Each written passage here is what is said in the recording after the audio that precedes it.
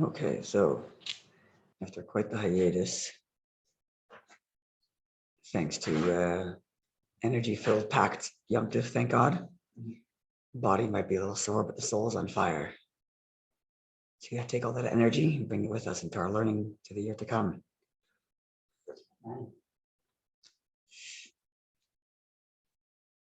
So we are on Zayin with Aleph 17a. The last thing we did is the Mishnah. The Mishnah discussed different opinions about what is to be written on the parchment that is then erased into the waters that the Sotah woman will drink. So we describe like this. The pasuk says, you can pull it up here on my screen if you have it in front of you. It's Numbers chapter 5. And in verse 23 of chapter 5 of Numbers by Midbar. So the pasuk reads, verse 23, the kasav esa alais ha'elah ha'koyen ha'sefer, and the kohen shall write these curses on a book, umacha el mei ha'morim, and erase it into the bitter waters. This is the pasuk 23. So when the pasuk says these curses, what is it referring to? Which text is the actual curses? So we had one opinion. Let's go through all of them with 3 opinions, right? So the first one is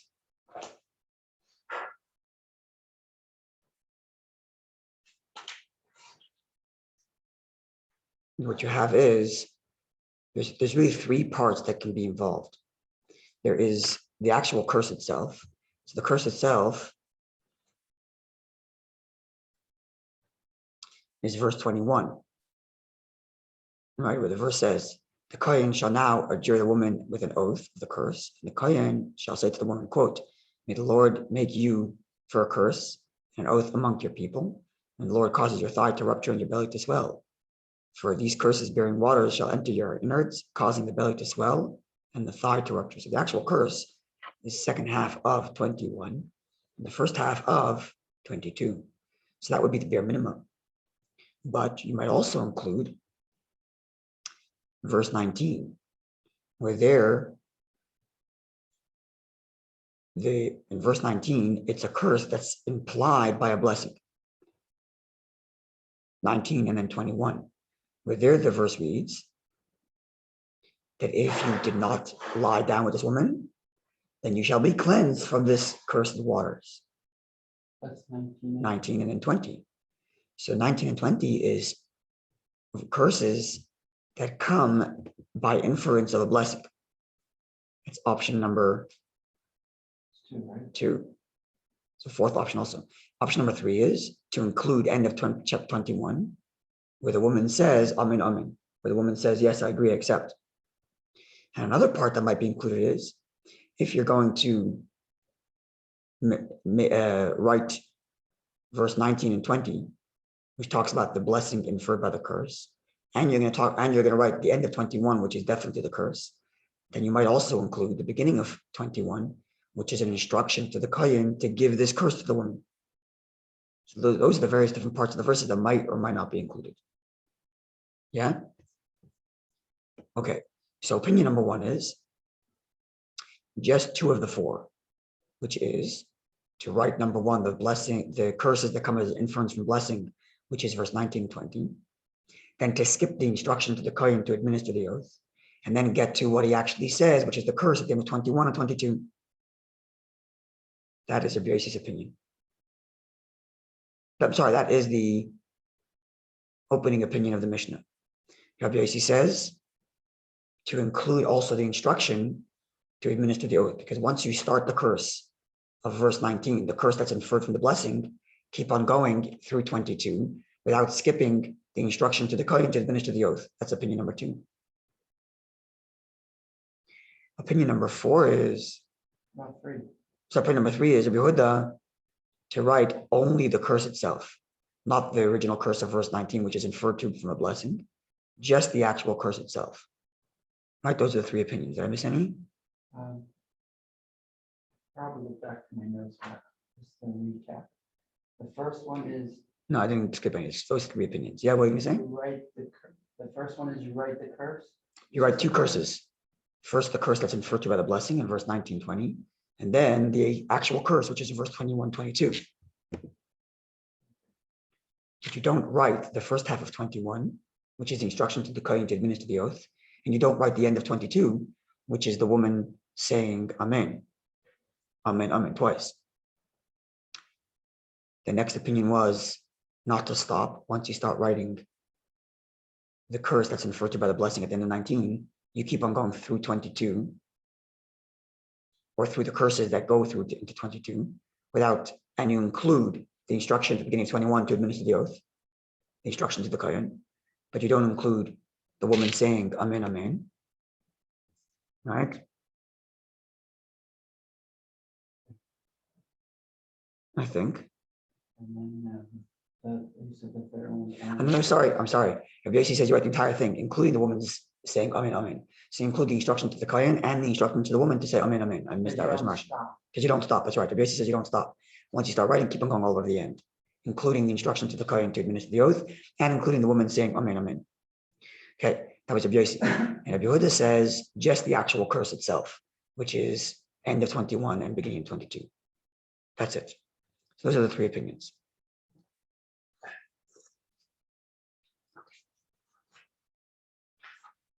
So now to the Gemara.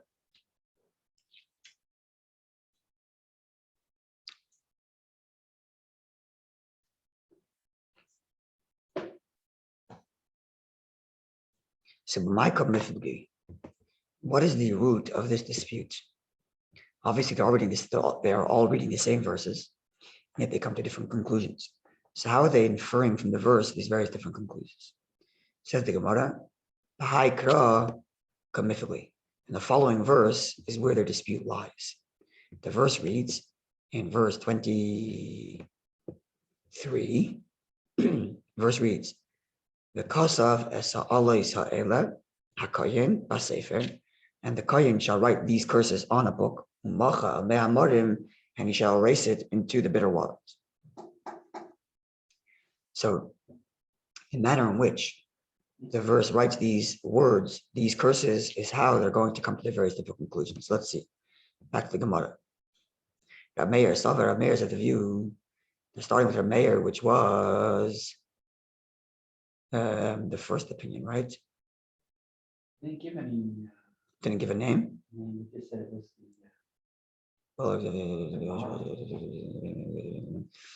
I suppose that's their mayor. Yeah. Right? No, because he's opening. it to him. Yeah, there are rules about when a Mishnah opens a statement without any author, who it is. Sorry? It was the Nasi, the compiler. But he has rules about when, there are rules about when, I guess this is a mayor. Okay. Right, doesn't say, well, then. Yeah, okay. So Rabbi, which said you write the curse itself, obviously, which is the end of 21 and 22, but he also said to include the curse that comes by inference of the blessing, which is 19 and 20, in which the verse says, if you are innocent, you'll be blessed, or if you are innocent, you won't be cursed, inferring that if you're not innocent, you will be cursed. So it's parts 1 and 2. Parts 1 and 2, that's right. But you skip the instruction to the Kohen to administer the oath, and you don't include the end where the woman says, the instruction to the woman to say Amen. So why does he say that? Says our mayor. The mayor is of the view. The verse says, the Kosav es ha'olis, and you shall write these curses.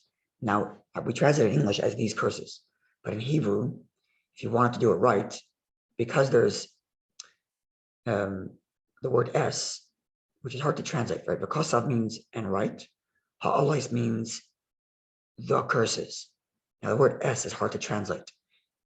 The word es, aleph, taf, et in modern Hebrew pronunciation, et, aleph, taf, or aleph, saf. It's hard to translate because it's hard to translate just because, but the best way to translate it usually is like a semicolon. So it adds an emphasis when you put the word S here. So in this context, it would read something like this. The kosav, you shall write S, these, ha'alais, the curses. So if you want to go literally, it would be something like this. And you shall write these, the curses. So it's kind of odd. So there's an extra hey there at the beginning of alais. It could have said the kosav S alais and write these curses. As opposed to has to write these, the curses. So says our mayor. You shall write, there should be a semicolon there after right? There is. The S is a semicolon. Oh. The S is the semicolon. But it in this context, this semicolon ends up becoming the word these, because it's basically helping us reference what we said earlier. Right? The verses reads a bunch of curses and then says, and write, semicolon, the curses. That semicolon puts an emphasis on these. Like write these curses. So it ends up being translated as write these, the curses. The extra word the. So the word S belongs there, but because the word S is there, the letter hey at the beginning of ha'alai shouldn't have been there. Following? And if you took the letter hey out, it would just read and write these curses. Now that the letter hey is there, it reads write these, the curses. Following? Just keep going. Look at the Hebrew, you'll see it easier. Catch up. Look at the Hebrew. Look at the Hebrew. The second line after the word Gemara. Okay. So he says the kosav S ha'alais. Right? First three words there. Yes, yeah. So you see this letter hey at the beginning of alais? Yeah. So the word alais means curses. Ha means the. What curses? Right? What does the word S mean? You said it was the semicolon. So usually it means a semicolon. But in the context here, it's hard to say semicolon because read it with a semicolon, right? And write, semicolon, the curses. So it ends up being like an awkward reading. So it's not, the way you would read it is instead of it being a semicolon, you would read it something like write these, right? The semicolon gives emphasis. That's what a semicolon does. So the word S gives us an emphasis here. And write these curses, right? But you still have the letter hey, which means the. So it ends up being, and write these, comma, the curses. So you're saying there's two things to write. These is something, and then the curses is something else. Bediok, exactly. So let's see. So the mayor is of the opinion.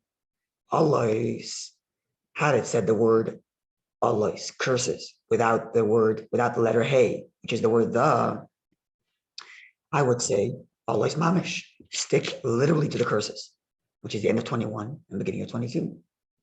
But since it added the words ha'alais, the curses, giving us the full sentence of write these, the curses, as if there's an added element you need to be adding here.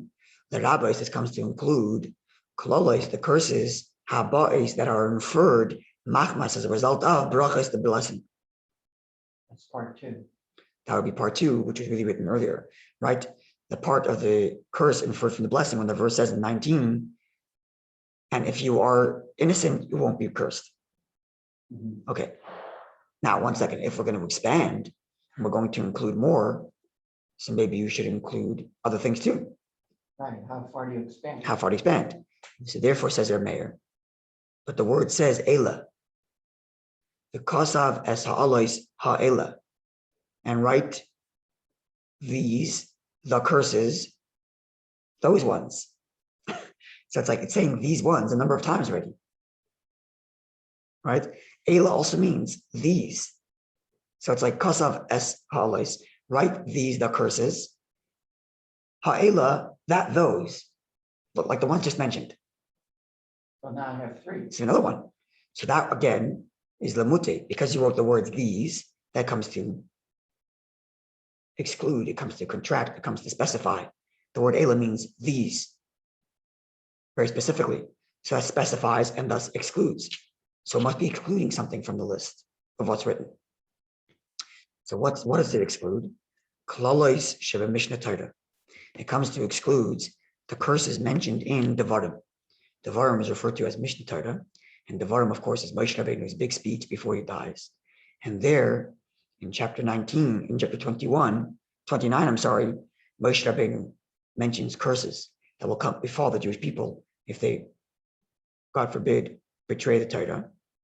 And there, the curses are referred to as Allah, as curse.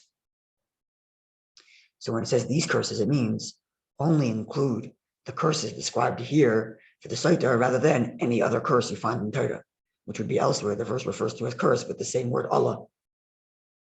Following? Okay.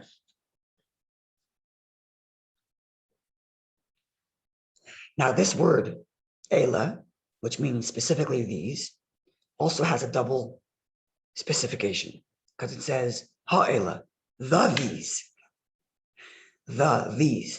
So you have the cause of Esa Allah's Elas, and write these, the curses. Ha'ela, the these, giving us another limitation. The word these itself, Ela, is a limitation to exclude the ones, the curses described in Devarim.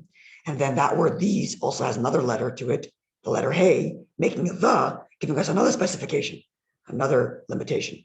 And that's to exclude what? Namote tzavois v'kabbales. Amen. That is to exclude any instructions. The instruction to the kohen to administer the oath, and the instruction to the woman to say Amen. So in other words, So this is also first opinion. this is all our mayor. So our mayor has like this, two exclusionary statements. That comes to exclude A, any curses anywhere else in Torah and Devarim. B, excludes instructions to the kohen to administer the oath and instructions to the woman to say Amen. And then but he also has an inclusive statement. What's the inclusive statement?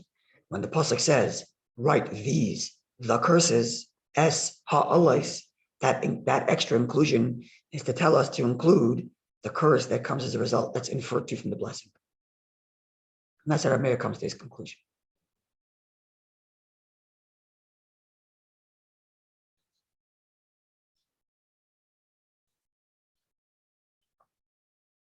Two more lines. Rabbi Yossi, he's the one who said, sorry? This is opinion number 2. Number 2, he said not to stop, which means you write the curses that are inferred to from the blessing, write the instruction to the kohen to administer, write the actual curses, and then write the conclusion where it instructs the woman to say Amen. So Rabbi Yossi's view. So it says Rabbi Yossi, with me? The first part was write the curses, you said? It starts with the curses inferred to from the blessing, in verse 19. Sorry, that's what I mean. And don't stop. From the blessing. That's right, and don't stop till the end of the instruction to the woman to say Amen, which means you include also the instruction to the kohen to administer the oath, which comes at the beginning of 22. Okay, so it's write the curses inferred from the blessing, write the actual curses. Write the instruction to the kohen to administer, And then write the woman saying Amen. Write the instruction to the woman to say Amen. that's after writing the actual curses. That's correct. End of 23, end of 22, sorry.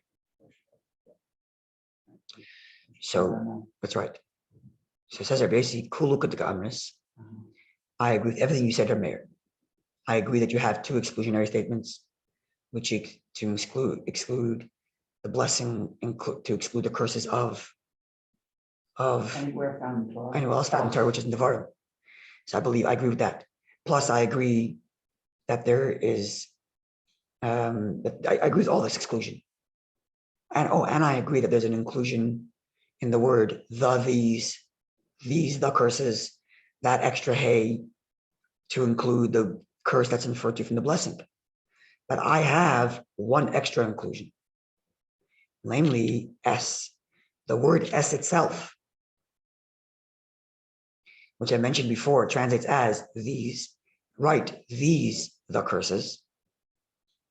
That itself, says Rabbi Yossi, is itself an extra letter, an extra word that can be used to include. Because it could have said the kasav alois and write curses, without the word S, nor with the letter hey. So it could just say and write curses, as opposed to write these, the curses. So you, Rabbi Yehuda, Rabbi Meir, only took the letter hey, took the word the, and said it comes to include the blessings that are inferred to from the curse, or the curse that's inferred to from the blessing. And you said the word S, the word these, you left it alone, you didn't do anything with it. And I'm saying that even the word S is extra and thus could be derived to add some more. Namely, the rabbis to include zavois and kabbalas, to include the instructions to the kohen and to include the instructions to the woman to say amen. So he agrees with Rabbi Yossi. Rabbi, I'm sorry. Rabbi Yossi adds an extra inclusion in the word s, which is these, and the letter hey, which is the. But sorry. Well, I'm just thinking and writing that. Yeah. The word heads, And the letter hey. And the head. That's right. At the beginning of verse 23. But Rabbi Meir uses those same words as well, but Not for the a S. different reason. No, not the S. S. Not the S. Oh, okay. He uses the letters hey of the curses. He also uses the letter hey of the word after it, which is the these. Ha'ela. Right? The these. Doesn't use the S. Not the S. And the Gemara explains why. Rabbi Meir esim leidarish. Rabbi Meir, as a principle, does not take the word S to expound upon. Rabbi Kiva is well known through the Gemara is for explaining the word S, to explain how the word S adds to the instructions. And Rabbi Meir disregards that whole methodology. In his opinion, the S is a semicolon, leave it there, don't bother it. Whereas Rabbi Yossi says, no, if it's a word, we can expand upon it. Can you do that? And like, obviously you can because they did it, but it seems like there must be some sort of deeper. How can you just ignore? Yeah, so that there must be some sort of deeper principle to disagree on about whether this principle applies to the word S or not. In other words, let's say there's a general rule about how to interpret words, and they're disputing as to whether that rule applies to the word S or not. That's my guess. I don't think that there's an initial rule, thou shalt expound S, and Amir disregards it. It's probably a deeper principle, and they're disagreeing on the application of whether it applies to the S or not.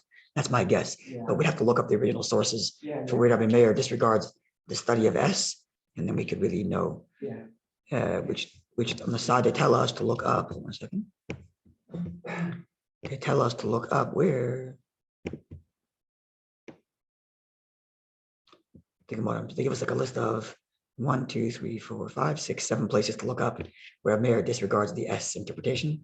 So you can go look up the 7 locations and let me know. Yeah. Okay.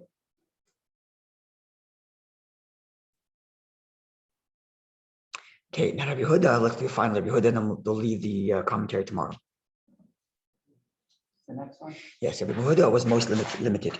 Rabbi Yehuda says you only write the actual curses, not the curse referred to by the blessing, and not the instructions.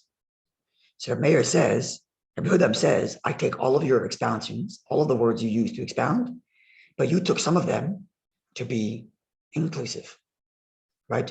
The word S, Rabbi Akiva took the word S and the letter hey, right at the beginning, because of S ha'alais, write these, the curses.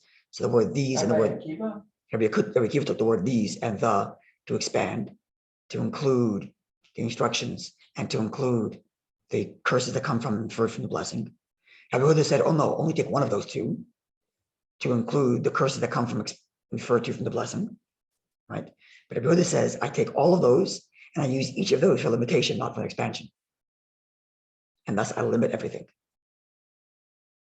So all the various different words you pointed out that can be used to expound in the verse, I use those expansions not to expand the meaning, not to include, but to exclude. So let's see. So you use the same words at hey, and the letter hey afterwards, and the word ha'ela. Not to expand, but to contract, to limit. That's right.